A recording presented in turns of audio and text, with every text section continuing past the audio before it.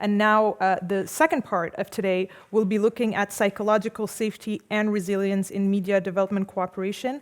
Our moderator is Timo Lüge. He's head of advocacy and partnerships at the DW Akademie. Please help me welcome him to the stage.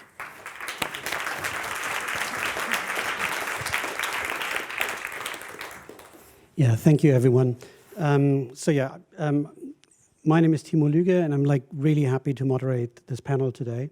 And I'd like to thank all of you for joining us on this topic of psychological safety and resilience in media development cooperation. As we all know, journalism can be very rewarding, but it can also be very stressful, because journalists experience many stresses that people in other professions don't. Journalists in many countries are harassed and threatened. They may end up in prison. They may receive death threats or other threats, be it online, be it offline, as we discussed this morning. And of course, in addition, journalists are often present when people go through traumatic events, either because they are there themselves or because they see images in the newsroom of traumatic events. And in that way, journalists are participating in some form during the worst and sometimes last moments of people's lives. And all of that means that a lot of journalists also have mental health issues. And on this panel, we now want to discuss what media development organizations can do to improve psychological safety and mental health. And I would like to welcome to the panel Gulmina Bilal Ahmed. Gulmina is the executive director of Individualland, an organization from Pakistan. Her work focuses on communication, advocacy, capacity building, and mental health. Among many things, her organization runs mental health programs for media professionals. Welcome, Gulmina.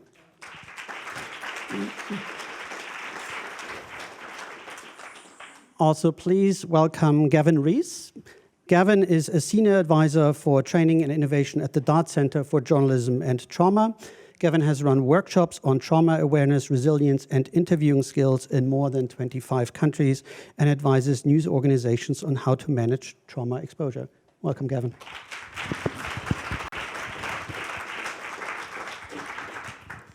Friederike Engst.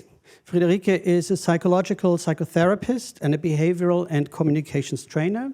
She works in a clinic for people with trauma and trauma-related disorders. Friederike specializes in trauma and mental health in journalism and also works with the Dart Center Europe. Welcome.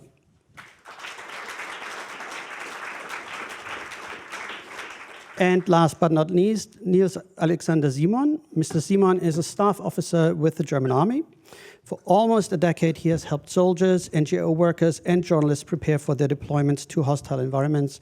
He currently works at the Bundeswehr Institute for Preventive Medicine, which conducts research on physical and mental challenges of military service. Welcome.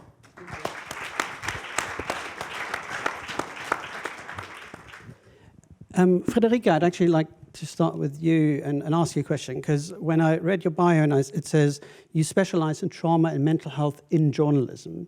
My first reaction was like, oh, that's a bit odd, because I thought why are the psyches of journalists so different from everyone else? So can you tell us a little bit why are journalists different? Yeah. Elisa Munoz this morning already mentioned that the Dart Center America, together with them, developed a program to train psychotherapists, especially in the field of trauma in journalism and mental health in journalism.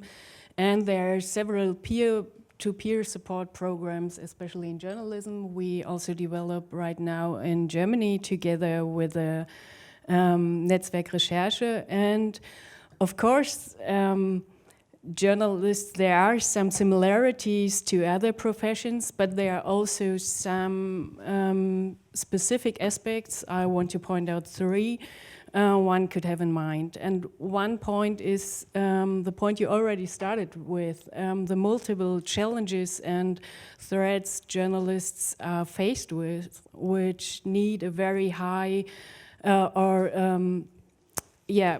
afford a very high adaptation need from journalists, and also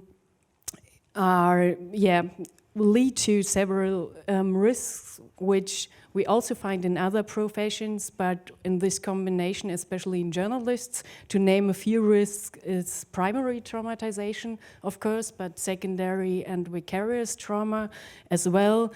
It's burnout, it's moral injury. The military services have done a lot of research on that field. Compassion fatigue, depression and addiction. There are a lot of risks for journalists, and on the other hand, there seem to be some protective factors in the work itself as a journalist, because nevertheless journalists seem to be a very resilient group, which doesn't mean that the one who is not resilient is weak or whatsoever, just to say this first. The second point I observed, it's just, I just can name a few points, is a certain mindset or culture, I would say, that can promote these factors. Those are kind of beliefs like, if you are not hard enough, don't make this job, or a very high self-standard and what you do. Many journalists are very high performers.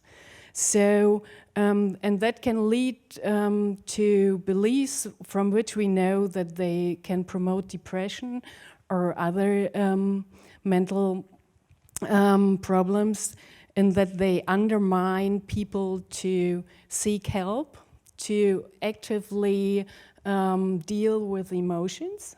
And emotions are normal, and we know that actively dealing with emotions help to deal with mental problems. And it may lead to ignoring your warning signs and to ignoring your own limits. And that is something I observed in journalists. And the third point I would like to point out is journalism is very meaningful. It's a very interesting job. It's an exciting job, which is often bound to your self-image, your self-esteem. So you can imagine that when your ability to work as a journalist is threatened, it might threaten your self-image, your self-esteem, especially when this is the only pillar your self-esteem is built upon. So, for example, therefore in treatment or in dealing with journalists, you have to keep those kind of things in mind, because, what is the plan B if you can't work as a journalist anymore? Can it be something similar? All those kind of questions. So that were the few points I let's stop here. Thank you very much, and maybe later on we can get into this again. But I mean, you just also mentioned, that journalists face both primary and secondary trauma, and of course, Gavin, my next question goes to you. I mean, journalists see many traumatic things, either because they're there or because they see the images. And your organization helps to prepare journalists to work in these environments. And I know you mentioned that in the conversation we had before, that you're currently working with Ukrainian journalists who who are trying to document war crimes, which I would think is a situation where you hear and see a lot of very traumatic things. So could you maybe share with us a little bit, like, how does the Dart Center help people cope better with the things that they see and hear? Thanks very much for the question. I mean, I guess the point about a lot of the issues to do with trauma exposure and trauma work and mental health and staying resilient is that it's actually that the issues are ingrained within the material that we're working with a lot of the time. So the question is, how do we work with distressing content? And obviously the images that we see on the screen are one part of that, but also they're the images that we put into our heads too. And so if we're interviewing people, we may be creating pictures of what somebody's describing. So not just talking about kind of graphic images. I can't speak for Ukrainian journalists, obviously, but I can, to some extent, maybe channel some of the things that come out of conversations with them. And if you think about a task such as identifying bodies or what happened in a situation in which people were shot or put into shallow graves, then obviously those journalists are working with a large volume of extremely distressing material. There's nothing more powerless and abject than a dead body, particularly a body that has been killed in disgusting circumstances. And so the issues about those images is that they can transfer across to the journalist quite profound feelings of powerlessness. And that's a general thing about trauma exposure. Trauma tends to disconnect ourselves from ourselves and disconnect ourselves also from other people. So I guess that the most important thing that we sort of have to start to recognize is that there are actually small things that we can do and that we need to kind of build into the process. And to kind of give us some sense of control, some sense of power over the material.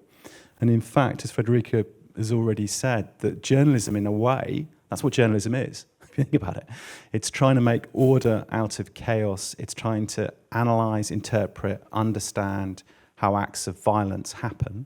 So within our ways of working, there are factors that boost our resilience. But going back to the question about looking at working with traumatic images, is that one of the most important things to understand is why we have our reactions, what's happening, and to create a language where people can notice that, you know, I'm freezing, my muscles are tightening, I'm not breathing so well, I'm particularly disturbed by this element in the image, I'm looking at it all the time, I can't really remember why am I looking at this video, I've been watching it in a loop. And then to kind of have tactics in which we can sort of reassert the need to be kind of a bit detached, forensic, think about lowering the dosage, trying to create workflows in which we don't have to constantly look at the same images. To give you a practical example of that, if you're trying to work out, if you've got two pictures, and both pictures have dead bodies in the bottom of the picture, and you're trying to work out where they were shot, you don't actually need the dead bodies to work out the street architecture, the geography of the situation. So thinking about taking screenshots, so you're just comparing the safe parts of the image with the safe parts of other images, pressing stop on a moving video, shuttling through, trying to work out, what do I need from this? Do I have to actually look at all of it? How am I going to work with this? Having a conversation with a colleague, so you're discussing things together. And the kinds of practical things that we can think about. And the reality is that, I mean, journalists are a tribe, a resilient tribe. And we've done some research from the Dart Centre into how well Ukrainian journalists have been doing. And actually we did the research before the full-scale invasion. And what we found that was really interesting was that they had very high rates often of subjective distress, of kind of difficult things going on, all kinds of stuff that you might think, well, they weren't doing so well. But when it came to tests for functioning, like actually getting stuff done and being productive and having, you know, connections with other people, that particular set of journalists scored really highly. And Lana Newman, who's my research director at the Dart Centre, was looking at this, trying to think like, whoa, why? This is a strange result. And that same group of journalists scored incredibly high for meaning. So they had a real belief in what they were doing. And we think that's a kind of key protective factor. But, and this is where we have to think about this collectively, one of the things we also had to be aware of is that sometimes that sense of meaning can drag us into situations in which we're not taking proper breaks, we're not looking after ourselves. And so there's a balance that needs to be developed. I'm not going to go on, so I'm talking too much, but I'm just saying that there's a whole lot of little things that we can do, and the root of it is having a conversation and an understanding of what's going on with us when we're looking at traumatic images or working on traumatic contents, so that we can develop a shared language for working with these things. Thank you. And following up on that, because you also just said something, that we need to take, or journalists need to take, some time to care about themselves. But of course, that only works if you work for an organization that allows you that space to a degree. And I wanted to ask you, Gulmina, because I know you have worked with a lot of media organizations in Pakistan, and from what I understand, you actually managed to convince a lot of them that mental health is actually important and is something that they really need to take into consideration. So how did you get them to care? We didn't. We did not convince. I have yet to convince, or my team has yet to convince a single media personnel that mental health is important. There are two ways of looking at it. First of all, we've been working with media personnel. And when I say media personnel, I include the reporters, I include the desk staff, I include the accountant that works for a media organization, I include the driver that is driving the DSNG or the satellite engineer. And firstly, we shared with them that it's okay not to be resilient. Because resilience, if you tell me that, Gulmina, you're very resilient, you have to be very resilient, your profession, it adds to my pressure. And God knows if you are a media personnel on the borders of Pakistan and Afghanistan, you've got your fair amount of pressures. You don't want Individualland to add to it. The other thing that I observed, and this has been my learning, that the person who has trouble with his or her coping mechanisms, because all of us have coping mechanisms, right? We learned them at school, in society, at home, whatever. The person who has, at that particular moment, has trouble with the coping mechanisms that he or she usually uses, does not need convincing. We just need to be there in that space, in an accessible space, for that person to reach out to us. So we did that, one. Secondly, we went out to the newsrooms because, Timo, what you said, if I have a media organization that is well-funded and, I live in a utopian world and, everything's life's good, then I can have my debrief sessions, I can have my off time and all. Reality is not that, and particularly the part of the world that I come from. So if you are, let's say, a reporter who has not been paid for the past 11 months, 12 months, and who has a family, of course, also, and who has been tasked to do 20 stories in a day, and also get some advertising, chances are, if Individualland's team says, oh, listen, buddy, you need to debrief, there's a lot of things that you hear, and that's not very briefly. So the idea is we went to the newsrooms. So we started talking about preventive work rather than response work. And we made ourselves available saying, okay, as you go out to assignment, you have your equipment, you have your security, if your physical security gear and all. What are you doing about your mental security gear? And they say, well, what's that? Then we came up with a list. So these were the two things which I think we started off in these two ways, and we're still around. Thank you. Mr. Simon, we just heard, I think, twice that, journalism is a profession where people think like you have to be really tough to do this work, and, you just have to, you just have to basically, to use the old-fashioned expression, like man up to do it, right? And I would suspect that that is also something you find within the military.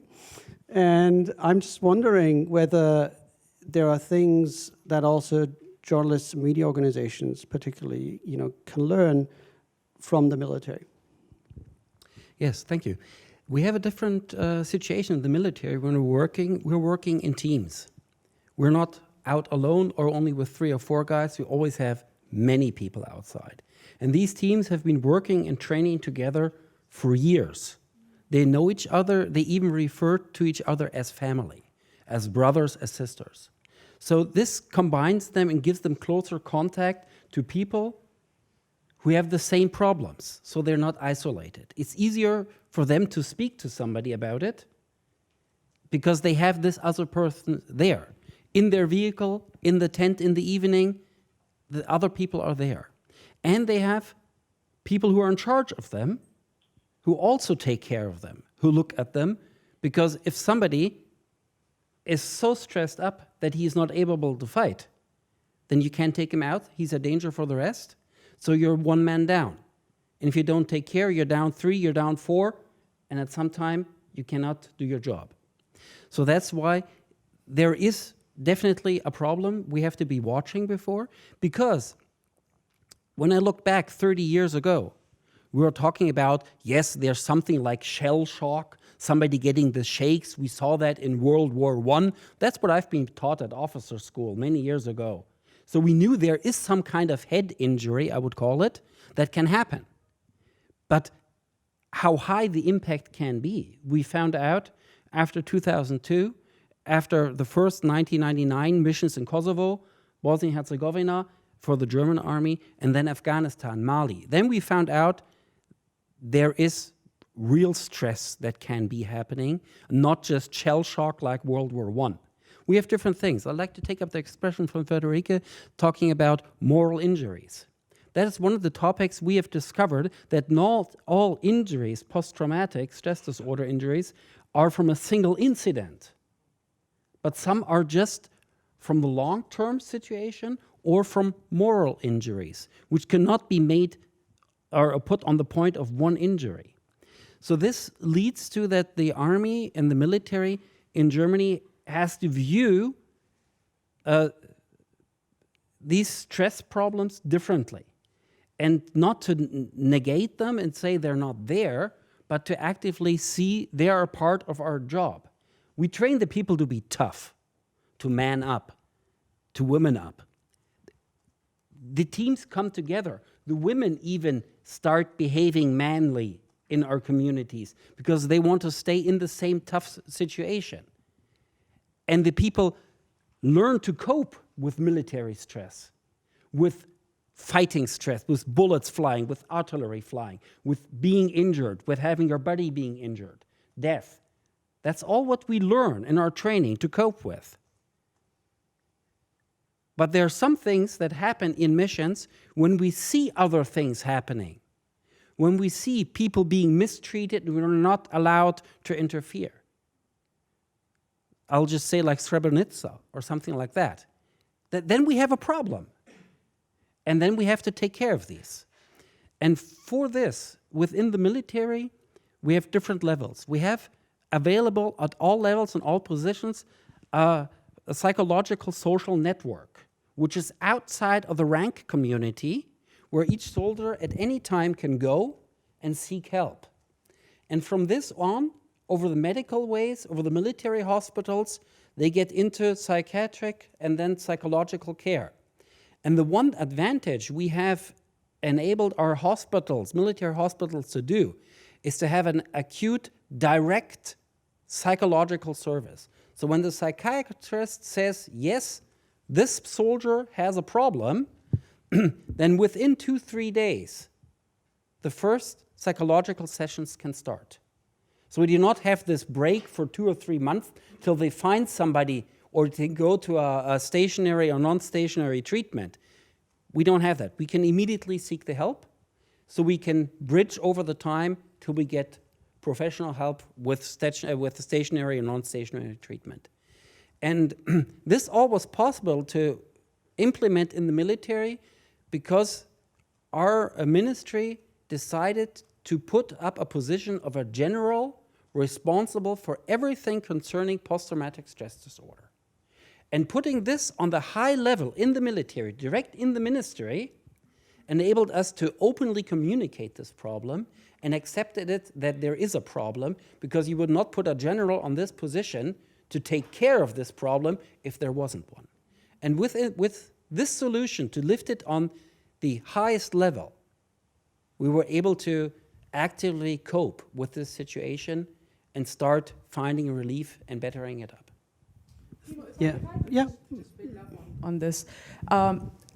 So in the military, you see that there's a problem, and psychological stress can actually potentially threaten your human resource, right? So there's a solution.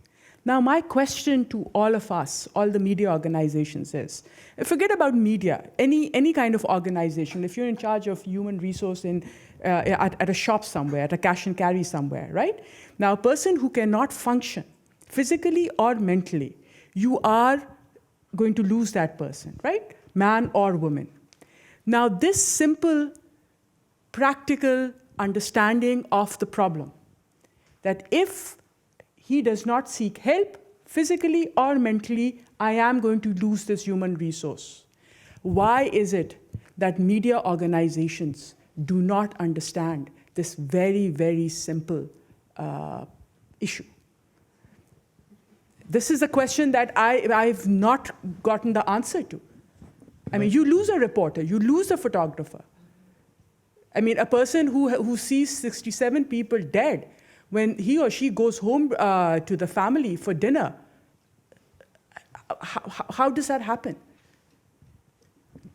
I mean, I'm not going to solve this problem, but I think there are lots of things here, and one is the question about how effective in media generally we've been about having a discussion about impact. Okay, so we're using lots of words. So we're using the word resilience, for example. We use the word resilience. That actually means lots of very different things to different people. So sometimes when I'm doing workshops, when people are talking about resilience, what they mean is resistance. It's like not being affected. I'm tough, I'm not affected. And then sometimes people mean, well, it's like recognizing that things might get to me. I might sometimes have really, really hard days working with distressing content. I need to do something to look after myself. And that's more of a kind of model of resilience, which is about flexibility, it's about adjustment, it's about being self-compassionate, as Friederike says, was not attacking oneself. But then going back to the question of why in the media have we been so terrible at these things, and I can think of big media organisations in Britain that did introduce special programs of training journalists. They were sort of particularly foreign correspondents and war correspondents, and they were focused about what would happen to a journalist if they were kidnapped or if one of their colleagues was injured and the psychological impact of that. But what we've been very poor at understanding as a community is that we are actually affected by the distress out there in the world and the people that we're talking to and the material that we're looking at. So we've had this absurdly fake conception of objectivity that journalists as human beings are somehow perfect recording machines who just go out and see all the horrors of the world and absorb all that information, and somehow that information comes into the journalist and it doesn't touch the sides. Now, we all know that's silly. It's not true. We can have a long conversation about fact and objectivity, and that, in that sense, objectivity is an important thing to aim for. But the idea that we, as human beings working with distressing content, don't have our own identities, our own emotional histories, is obviously untrue. So then it's the interesting question about why is it only very recently that media organisations have started training journalists properly to work with vulnerable contributors.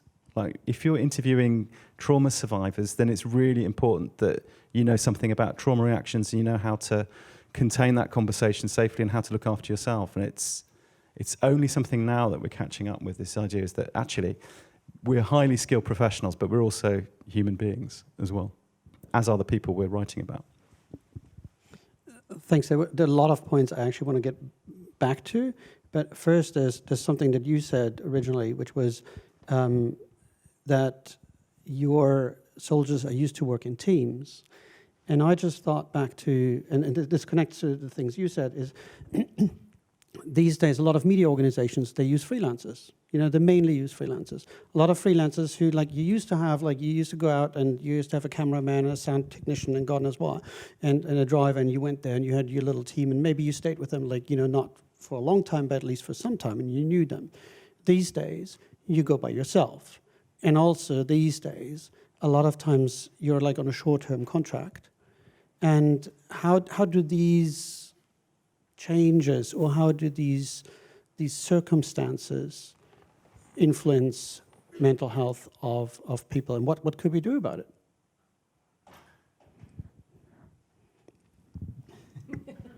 Anyone? Yeah. That is why, particularly today, it is more distressing, because the operative word is the journalist of today is overwhelmed. Not just because of the short-term contracts, not because of the nature of the work, not because of, we were talking about in the morning, because of the nature of the pressures have also changed, right? But also, I mean, consider this, those of us who started their careers with the legacy media, so to speak, the old-time print and all this. Now there's also a certain anxiety from digital media platforms. When I post a story, what kind of reaction will I get? I mean, I think Christoph was saying that he doesn't read the emails, I mean, that is a luxury which very few people can actually enjoy. And there's also this danger of actually being completely disconnected in an increasingly connected world. So we're in the middle. I feel sometimes, I mean, just stepping back and during a counseling session, listening to a journalist, I feel that the person is caught between two worlds. There's this pressure to do professional journalistic work in an increasingly hostile environment with added pressures of their own, and with this pressure of constantly being told, you're resilient. I mean, I really have a lot of frustration with us telling media profession. Why don't we tell doctors, medical doctors, that they're very resilient? I mean, if there's a bomb, the bomb blast victim goes to the hospital. Why aren't doctors being told this? Why aren't nurses being told this? Why is only the journalistic community being told that they are resilient? It's okay not to be resilient. It's okay to actually succumb to the pressures, from financial pressures, moral, you talked about moral pressures or whatever. It's okay to break down. And I think at this point, and I'm actually happy that we're having this conversation, because this understanding of the importance of psychological safety is a very recent one. But I am wary that when donors get involved in this, because I mean, it's okay to fund counseling centers, it's okay to fund trainings and all, but donors at the end of the day, when they ask you, what is the value for my euro or for my dollar, there's this increased pressure. I'm going to finish off with saying last year I ran an online workshop for DW staffers. And the staff members were telling me that they were wary of signing up for this resilience or psychological resilience workshop, because at the end of the workshop, they would be told by the organization, fine, you're resilient, okay, let's go, chop, chop. You know, so this is a lot of pressure here. Can I just push back a little bit? And I'm going to do that because, again, I think that there's a kind of paper tiger in the room. Mm-hmm. So what you're talking about as a definition of resilience doesn't correspond to an understanding of resilience that, as I understand it, in clinical psychology. So maybe it's a slightly different thing. I absolutely agree there's a danger of putting additional pressure on people by implying that somehow it's a failure if you can't cope. Absolutely, absolutely agree with that. But at the same level, if you're thinking about, so kind of, if you like, I'm against stupid resilience, if that makes sense. So the idea of kind of easy resilience and somehow everybody's going to do fine. But when we're designing programs, we have to be very careful for public health reasons that we don't design programs and accidentally imply that there is an expectation that people who are doing media work will be damaged by the material that they're working with. So if we think about traumatic imagery, we don't know how many exactly because the epidemiology is not great, but there are a proportion of journalists working with traumatic imagery who will go and develop PTSD from vicarious trauma exposure. We don't know how many that is, but it's a risk. It's not as big a risk as being a frontline war correspondent and being in highly kinetic environments in which you witness death personally.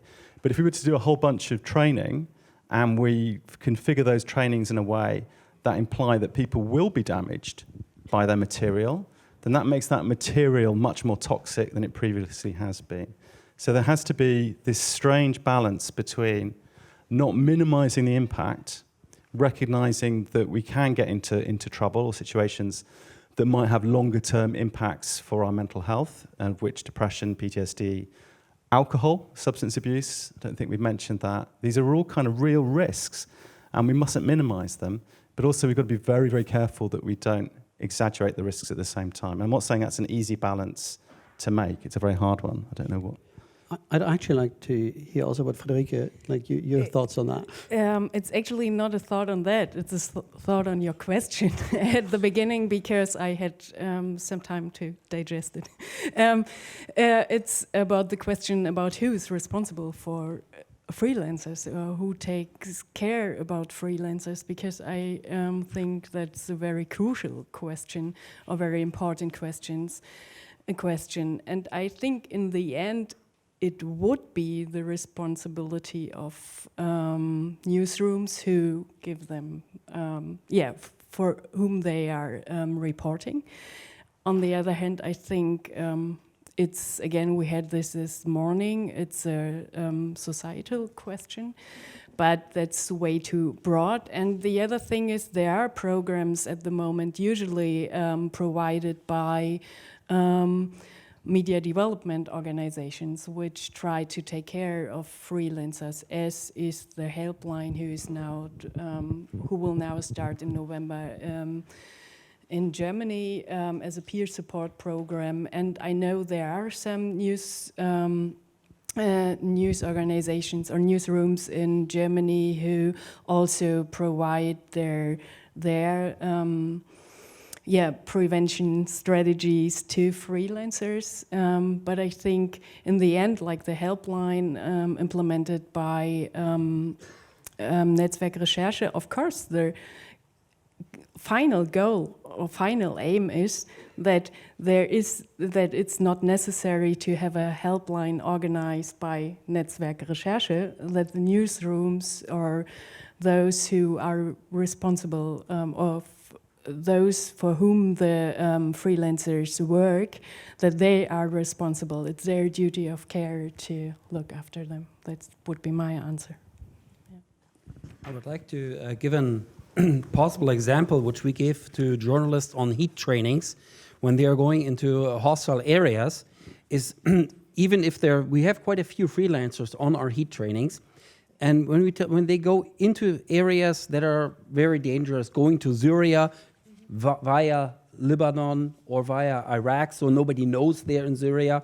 These are problems that exist for these freelancers. And we always tell them, you need to have some kind of, we call it command post in the back, where you leave information, who are reachable in case you are not reachable. And your company or whoever you work for must know these addresses. Just in case you get taken hostage, this is a person you can pass on the information that the hostage takers have somebody to talk to, as an easy example. So when a freelancer moves out, he should always still have somebody in the background who he trusts so much that when this somebody in the background says, it's time for you to come home, that he comes home. And that he has this trust to this person. So you need this backup when you're alone moving outside. And it must be somebody who has the authority towards you to say, stop, return, and that you really do this. And that's an important part. We've included this. So what we did in Pakistan was that we developed a kind of a psychological safety standards for media personnel. And we went out and we spoke to different newsrooms around the country. And there's also an accompanying directory of mental health workers, which you can then sort of also seek help to.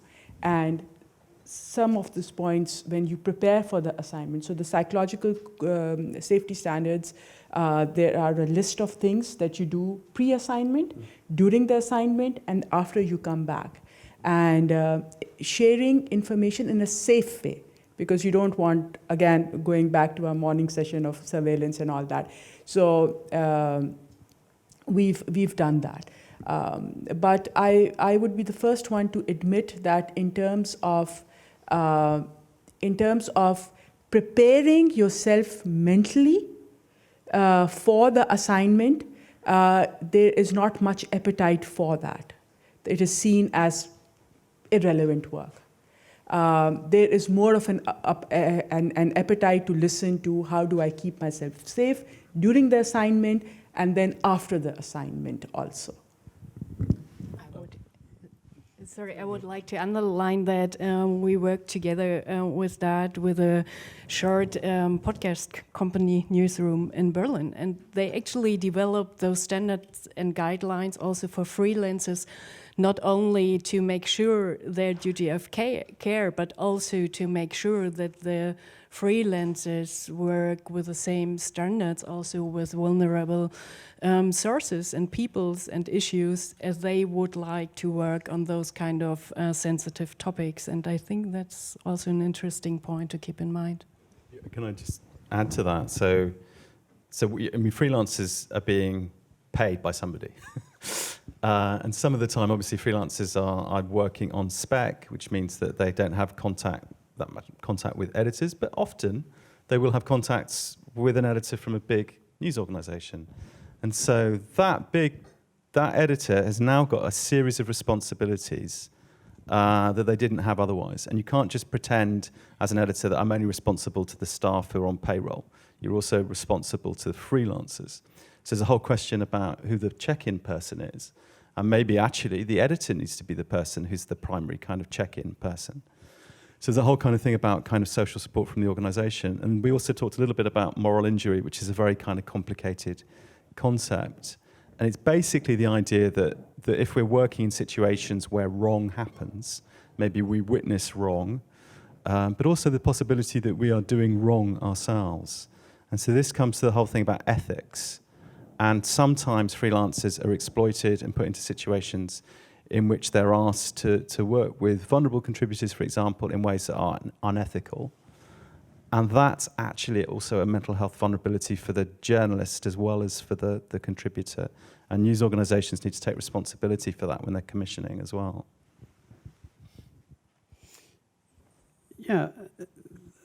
Sorry, again, there was like so many things where I was like, I need to follow up on this and I need to follow up on that. And I'm kind of like, that I'm kind of losing my thread here. But I mean, one thing I do want to get into a little bit more, and this is also that the Dart Center wrote in one of their reports, is that, when you're in a stressful environment, and I know that very much also from my previous work, in a way you deal with two realities, right? You deal with the reality of this is where I am, and these are the circumstances, this is where I live, this is whatever, it's hot, it's cold, I'm hungry, I don't have a proper bed, whatever.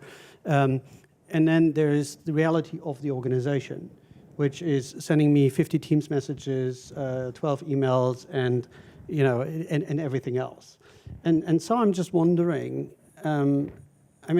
what role does basically the organizational stress that is created by the beast in the background play for people who are in very stressful environments on assignment? You had it in one of your reports, but I think any of you can answer to that. So again, it's a bit complicated, but in the research, the epidemiology on impact in journalists, then actually it's often inconsistent organizational stuff that is the biggest predictor of mental health difficulties for journalists who are working with trauma. So to give you like a kind of very simple anecdotal illustration of that, you can have a journalist working in a conflict zone who's gone to the morgue, they've counted all the bodies, they've filed on time, and they feel that they've done like a really great job in really challenging circumstances, and they've done it for the team. And then they get a telephone call from the head office, in which an accountant or production manager angrily asks them why their mobile telephone bill is so high. And the reason, this is a true story from way back.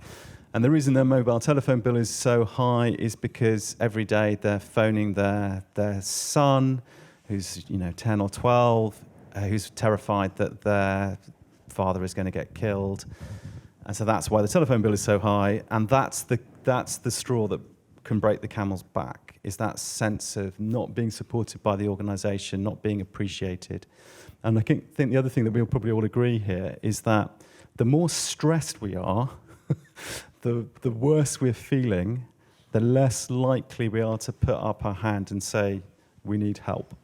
Because then that's when the kind of acute vulnerability comes in. And so this thing about having an organisation in which the organisation is accepting, understands these pressures, editors are careful with the timing of criticism, that maybe the journalist isn't doing such a good job and needs to be criticised, but perhaps not straight after counting all the dead bodies kind of thing. If I could just add to this, sorry, go ahead, please. Thank you. Putting up the hand when you're traumatized is a very important part, because that's the most difficult. When for my cause, a soldier realizes this, mainly because somebody else tells him, hey, you got a problem, and he is capable of putting up the hand, that's when I experience the most problems really start, because that's when bureaucracy hits in. And that's when it gets difficult. But the person putting up the hand saying, I have a problem, does not have the strength to fight the system. And this is something which I can, as the best help you can give, is that somebody takes away this bureaucracy and helps this person, buddies up and says, I'm going to take care of the paperwork, you take care of your soul. Because that's where we still lose quite a few people that just are afraid to do all that paper stuff. And that's where each system and each friend can help. Gulmina. I think what we've learned is that we need to create a well-being circle around each media person. So it should be, we've had clients where we actually also reached out to the family. Because if you're married to a journalist, that's fine. But if you're not married to a journalist, then that's added pressure, particularly if you're working in a post-conflict area. Then comes, of course, the desk staff, the organizational. So it has to be, and I think here also in this well-being circle, the role of the media representative organizations, the press unions, the press clubs also have a very, very important role. So you would find us on any given day running the counseling center for media personnel, which is at an individual level, where their families are also welcome. So that family counseling is, we worked with children of media personnel using play therapy. But at the same time, then all of that is our response, right? But then we've proactively gone out to the media organizations, to the press clubs. We've created at 3 press clubs a kind of a quiet corner where people go and they can talk to each other or just be there, whatever. And then also taking this conversation up to the national level. With the ministries, with the media owners, because usually when it comes to sort of the bottom line, it is the corporate media that also puts the pressure. The editor is also pressurized and just displays the pressure down. So it's a whole collective circle that we need to weave around the media personnel. Thank you. Thank you. I'm actually looking at the time, and I can't believe it has been already an hour. I think we still have 15 minutes. Is that correct? 15 more minutes. Yeah. No. Andrea's shaking her head. Okay. So I'd like to open it actually for questions for the panel, because I think we could go on for another 2 hours here. Is the feeling that I have. But anyone who has questions. Yes, there's a question there. Thank you. Yeah, Timo, you and Friederike started it with a very important question, that how the psychological or trauma issues of media persons are different than the rest of any, the surgeons or military one. And partly, one part of it you responded very well, Nils-Alexander, that there is no sense of comradeship or spirit, the corps in the media community where they can support each other. That's one point, of course. It's not in our range to solve. Nobody can do something about it immediately. But one more big difference, because you are training counselors and you are developing literature for that, it could be important, that media people have to deal with the emotional side of any trauma, tragedy, and accident. Military people just move on. Either somebody else has done it or they are doing it. Surgeon will just technically deal with the issues. They are trained not to emotionally feel it. Journalists have to ask why you are going through this. They have to meet their relatives, what you are feeling after losing your son or your lamp. So I don't know how to develop literature for that or train counselors for that. Their trauma, because they face the trauma or violence much before or almost of equal level of law enforcement agencies. But they're not trained for that, how to face it. How to develop courses, curricula, or train counselors for that, that is still challenge for us. So I don't know if you have a strategy for that. Yeah, I think it's actually the training on trauma and vicarious trauma, and that it can be as severe as the primary trauma to the one who listens, to the one who observes. And the first thing which in prevention, what you always have to do is awareness, getting to know your warning signs. What does it mean to have symptoms of a secondary vicarious trauma? When do I need help? When do I what is the point where I need social support? What is the point where I need to rest? What is the point where it's so far that I might need professional support? Not always professional support. Psychotherapy is not always a solution. They are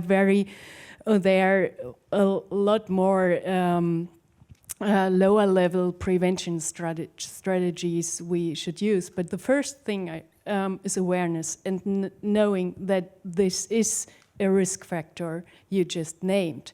And in that you have the mindset, yeah, I have to be objective, I should be hard, I should not be touched. You avoid or neglect your own feelings, and it's impossible. Your work influences your decision making, your memory reconstruction as a journalist as well, and of course the way you feel. That's why it's not, you mentioned it before, it's not about, the saying is, it's not my story as a journalist, but you should know your story. You should know your vulnerabilities and your emotions to work good as a journalist and be able to take self-care. And best, you have an organization or someone who provides you the knowledge and strategies to exactly deal with it. That would be my answer. Sorry, I had the feeling that you wanted to, no, I read you wrong? Okay. Yeah, I think so just to echo what Friederike said, is that to be good at journalists, we need empathy. And so what empathy is the ability to imagine or try and understand other people's feelings, and we immerse ourselves in the content. We might not completely, of course, understand what somebody else is going through, but we're trying to do that. And that's a really important core skill to develop. But also, something that we haven't really thought about, we thought it was automatic. We need to, I think, train and learn how to detach from material. So say, for instance, that somebody interviews somebody, the story is they can't get the story out of their head, then that's a kind of interesting question, is why is that so? Is that because the story is in some way familiar to something that happened to your family or a relative? And then maybe there's a little bit of emotional work to sit down and think, well, actually, this is a different person, a different experience. It's not all happening again. Maybe I have some kind of fantasy that I can solve this person's problems, but actually maybe I can't do that. Maybe all I can do is bear witness. And that's also this thing about moral injury, is that I think moral injury I'm not sure we can prevent it, but I think certainly we can make those issues much easier to manage if we have a discussion about emotional impact and a discussion about ethics before we're exposed to morally injurious situations. So stuff we can do, I think. Just add 2 sentences on this. Just 1 second. I just want to get an idea of, because I know there's a question over there. I just want to get an idea of how many questions there are so that I get a better sense of like how quickly I need to move on with more questions. So we have 1 question, 2 questions. Okay, that's all good. So yes, please. I think Friederike, you wanted to first, and then just 1 sentence. Maybe in that way, journalists are more similar to my profession as a trauma therapist, because we are very high risk to develop secondary traumatization as well. And there are a lot of strategies. Gavin just named a few you can use to prevent yourself in your work. Yeah. This is exactly what I wanted to say. Reimagine how you train a journalist. In addition to the technical skills, also how we as counselors are trained, right? Our judgmental self is taken away from us, listening with empathy, but not getting involved in the story. So all of this. So the answer, Asif, to your question is we need to rethink and reimagine how we train journalists going forward. Thank you. Now there's a question over there. Yep. Okay, please. I'm interested in what Friederike said about compassion fatigue. What is a descriptor of that? And then how would it be reflected to a journalist? And then Gulmina also talked about a well-being circle in a high-pressured environment. How does that work? So give us a framework. Okay, I try to make it brief. Jobs like journalism or for caretakers or therapists, counselors usually go with a high compassion satisfaction. So we get a reward from from working with compassion with what we do. But of course, when there are a lot of threats, stressful events and whatsoever, without and not getting the gratitude, is it gratitude for what you do, then it can turn around and can end up in compassion fatigue. So exactly what you don't want, you dehumanize people, you kind of get tired of compassion, empty of compassion. And there's another way compassion fatigue can happen to the audience that is maybe even easier to explain. We all know it. After the war in the Ukraine started, or the revolution in Iran, everyone listened.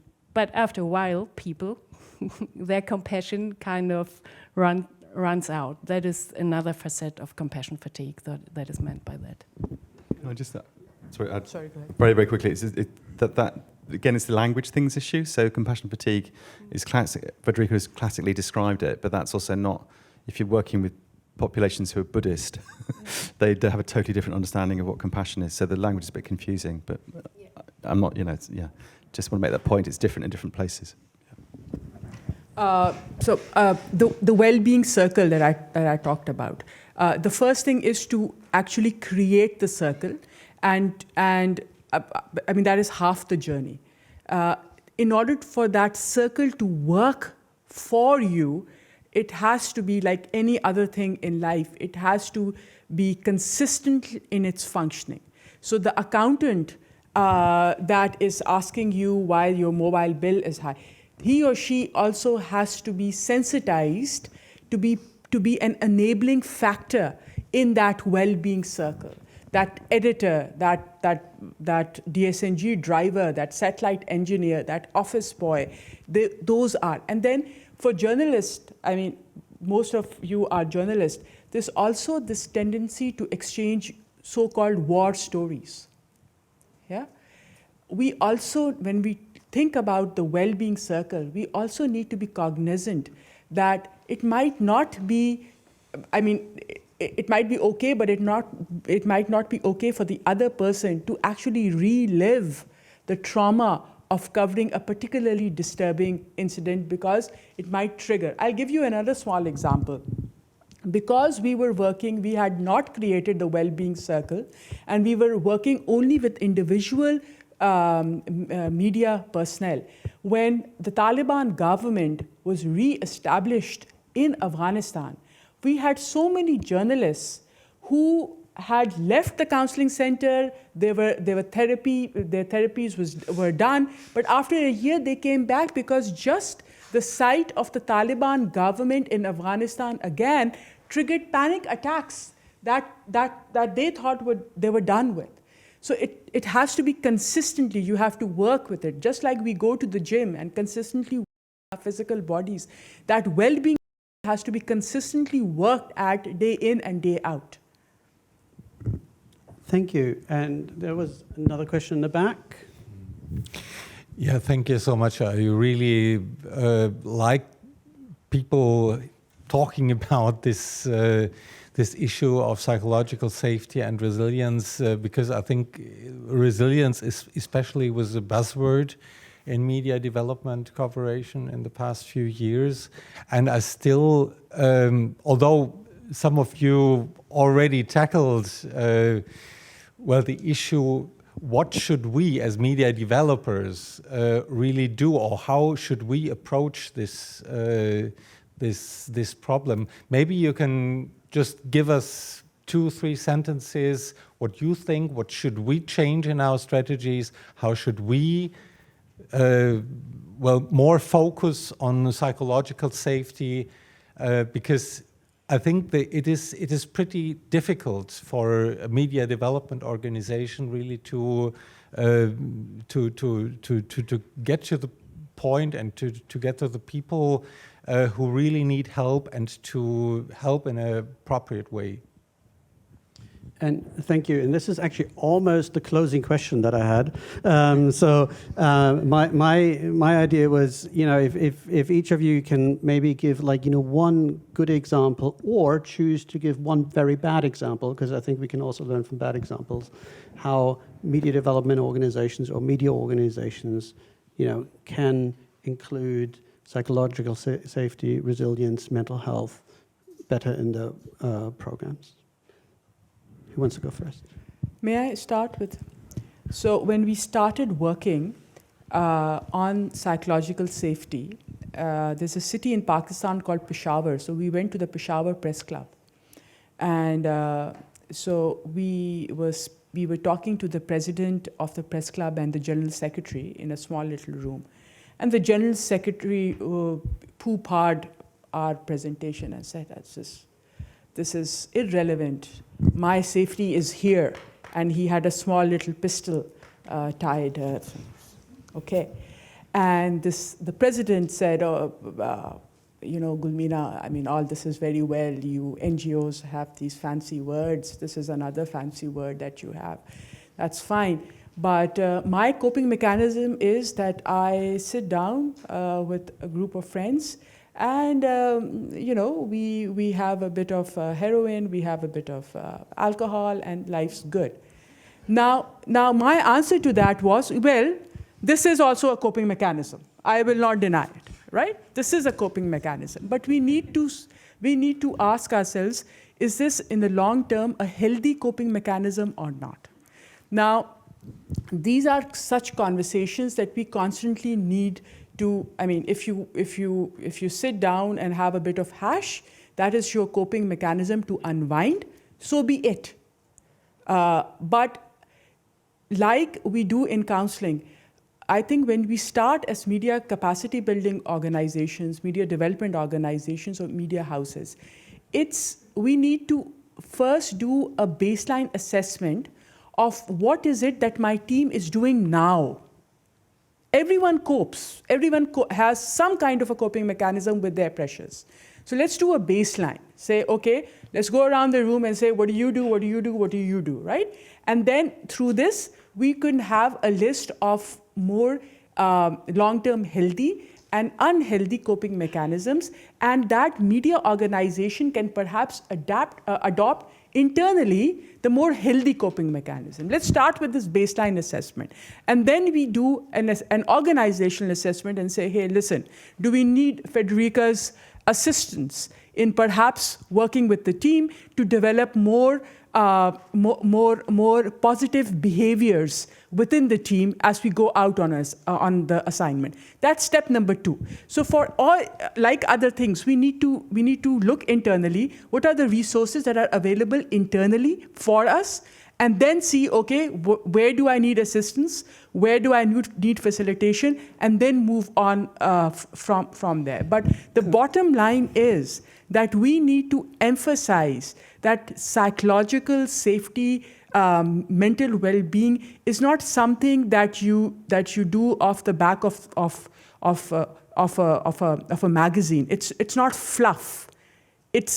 Let's mainstream it. The more mainstreamed it would be, so just like an inventory of your cameras, your other equipment, you do an inventory. If you're a media owner, if you're an editor, what are the tools in my organization when it comes to psychological safety? So thank you, Gulmina. That way it's more tangible. Thank you. I'm going to get into trouble if we run much longer. So as much as I'd like to go on longer, can I ask the rest of you to also maybe share your thoughts briefly on the question? I would make it very briefly. That's actually what we want to talk about in our workshop afterwards. So join us, Dennis. Gulmina, me and Dennis will be there, and we will talk exactly about strategies. Excellent pitch. Okay, so what I'm going to suggest is that we use 2 separate doors. Okay, so there are 2 different ways into this topic about mental health within the media, and one door has got the word mental health on it, and the other door hasn't. It's got the title journalism, work, craft. And approaching things in a framework that's talking explicitly about mental health, where we're designing programs that are about mental health, we're involving professional psychologists. That's a really important door. But that door isn't a door that everybody's going to open. And so it's also really, really important that we think about how to bring these understandings into a discussion of the actual work itself, the daily work that folk are doing. And we make it part of the craft of being a journalist and how we look after ourselves. Thank you. And you have the last word. Yes, thank you. Accept that there is something as an internal head injury. And when you accept that, understand the only way to solve it is to speak about it. And that has to be done. Thank you. Thank you very much. And thank you very much to the panel. I really enjoyed this discussion. And with that, I hand over to you. Yes, thank you, everybody. Let's give them a round of applause.